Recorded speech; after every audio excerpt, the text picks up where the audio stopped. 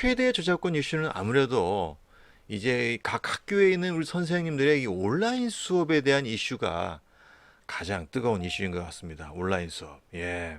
이 온라인 수업이 말이죠. 쉽게 말해서 인터넷으로 수업을 하는 거예요. 우리가 인강이라고 하지 않습니까? 인터넷으로 여러 가지 교육 프로그램을 참 많이 봤습니다.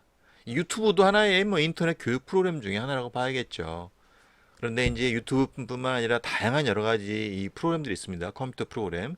이 솔루션을 이용을 해서 실시간 방송을 하는데 이제 실시간 방송으로 우리 학생들과 선생님이 수업을 하기도 하고 아니면 선생님이 영상을 미리 찍어서 그것을 다시 인터넷에 올려놓고 그것을 학생들이 다운받아 보고 그걸 보고 다시 이야기하는, 리뷰하는. 그리고 이제 선생님이 과제를 내면 그 과제를 학생들이 업로드해서 그걸 선생님이 평가하는 그러한 형태로 해서 크게 세 가지 실시간 수업, 그 다음에 수업 자료 업로드, 그다음 세 번째가 과제 및 평가 이렇게 세 가지 형태로 우리 선생님들이 수업을 합니다. 자, 그런데 말이죠. 이 대학교에서는 지난 3월 16일, 그러니까 원래 개강보다 한 2주 뒤에 개강을 했습니다. 그 개강을 하는 과정에서 대학교는 사실 일반 초중고등학교에 비해서 시설이 좋아요. 일단 우리 대학 교수, 해당 교수나 해당 강사가 수업을 하는 과정에서 혼자 하는 게 아니에요. 반면에 우리 초중고등학교 선생님들은 혼자 해야 됩니다. 그리고 특별히 장비를 구입해 주지도 않고 각자 알아서 해야 되는 그런 상황인 것 같더라고요. 이거 보통 일이 아닙니다. 그리고 기술적인 지원도 뭐 그렇게 있는 것 같지도 않더라고요. 그냥 한국교육학술정보원에서 나와 있는 온라인 수업에 관련한 저작권에 관련된 자료 정도 제공한 거 그거 외에는 거의 없었다고 그래요. 한편으로는 좀 놀랬습니다. 어떻게 그렇게 해서 우리 선생님들 보고 수업을 하라고 하는지. 자, 그런데 이 참 그러고 보면 우리 대학 교수님들은 굉장히 아주 럭셔리한 상황에서 수업을 한 거예요. 왜냐하면 일단 조교들이 도와주잖아요.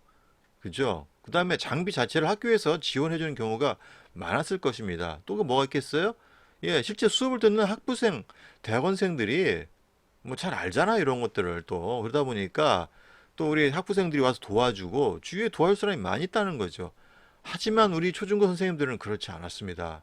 동료 선생님도 잘 모르고 그리고 전체 지금 교육 관련해서 온라인 인터넷으로 해서 그 수업의 내용을 공개하지 않는 곳이 사실 대학교하고 초중고등학교 유치원이에요. 그러니까 우리 저작권법에서 소개하고 있는 초중등 교육법 그리고 고등교육법에 해당하는 모든 학교가 사실은 그 수업의 내용을 인터넷에 공개하지 않았기 때문에 즉 선생님들이 인터넷 수업을 해야 될 이유가 없었어요.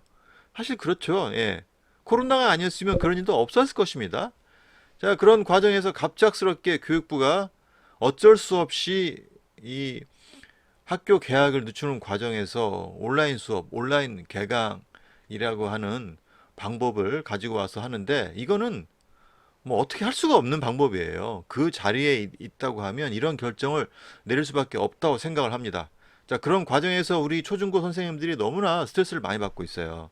예, 제가 돌아온 월요일 날 내일 모레 중학교에서 이제 온라인 수업에 관련된 저작권 이슈를 가지고 선생님들하고 같이 이야기를 할 텐데요.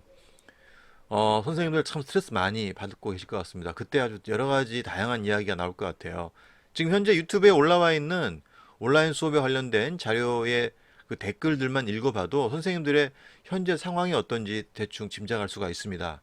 자, 그런 걸 봤을 때 우리가 온라인 수업을 준비하는 이 선생님들에게 제대로 수업에 대한 그 환경을 제공하지 못했다라고 하는 점은 매우 아쉽습니다. 하지만 그럼에도 불구하고 우리 선생님들은 우리 초중고등학교, 우리 어린이들, 유치원들을 사랑하는 마음이 있기 때문에 교사로서의 그 책임감을 가지고 어떻게 해서든 수업 자료를 만들어냅니다. 그리고 그 수업을 진행하기 위해서 굉장히 노력을 많이 하고 계세요. 아마 그 어느 누구도 소홀히 하는 선생님들 단 한 명도 없을 것입니다.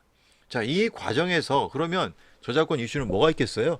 예, 제가 다른 영상에서도 소개를 했지만 가장 중요한 이슈는 오프라인 수업이든 온라인 수업이든 우리 저작권법 25조 2항에서는 어떤 이야기를 하고 있냐면 말이죠. 학교 수업 교육에 쓰는 수업 자료에 대해서는 저작권자에게 허락을 받지 않더라도 그 저작권자가 발표한 저작물의 일부를 사용할 수 있게 허락을 했습니다. 저작권자 허락을 받지 않아도 교사가 필요한 자료를 선택해서 쓸 수 있다는 얘기예요. 그리고 경우에 따라서는 그 저작물 자체를 어떤 일부만 쓰는 게 교육의 목적을 달성하기 어렵다라고 할 경우에는 그냥 다 쓰게 한 거예요. 뭐가 있겠습니까? 그렇죠. 뭐 시 같은 거 있잖아요. 시는 일반 소설이나 영화나 이런 거에 비해서 짧잖아요. 시간 자체가. 그냥 한번 그대로 읽는 게 얼마 안 걸립니다. 그러다 보니까 그것을 어떻게 하겠어요? 예, 시의 일부를 쓰는 게 아니라 예, 시 작품 하나가 독립된 어문 저작물로서 예, 저작권이 있으니까 그 시를 일부만 쓰는 게 아니라 시의 전체를 써도 괜찮다 이 얘기입니다.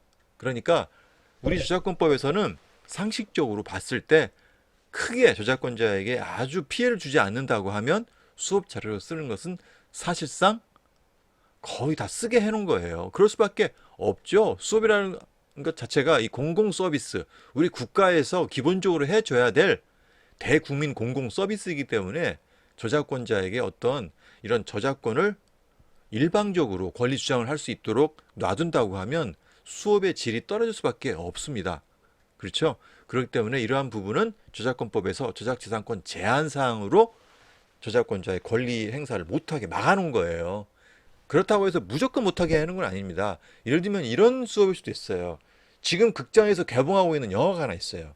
그런데 이 영화에 대한 토론 수업을 하기 위해서 만약에 해당 교사가 그 영화를 어떻게 극장에 가서 찍어가지고 와서 그거를 학생들에게 다 보여주면서 전체 다 그걸 보고 수업 토론하는 거예요. 과연 이게 우리 저작권법에서 허용하는 범위일까요? 이것은 허용하지 않는 범위입니다. 즉 금지사항이에요. 왜? 지금 극장에서 개봉하고 있는 영화는 극장에 가서 봐야 하는 영화지 극장에 가서 몰래 찍으면 안 되는 거예요. 예, 우리 법에서 허락하지 않는 부분입니다. 거기까지는. 그리고 그 영화가 개봉한 지 꽤 됐다고 하면 상관이 없는데 지금 개봉하고 있는 거기 때문에 영화의 일부만 보여주는 것은 괜찮다. 예를 들면 예고편 같은 경우, 예, 그런 영화의 예고편 같은 경우를 보여준다고 하면 상관이 없는 거죠. 예, 그렇기 때문에 예, 저작권의 문제는 없지만 그게 아니라고 한다면 어떻게 하겠습니까? 예, 교육의 목적을 달성하는데 너무 오버했기 때문에 침해가 된다는 얘기예요.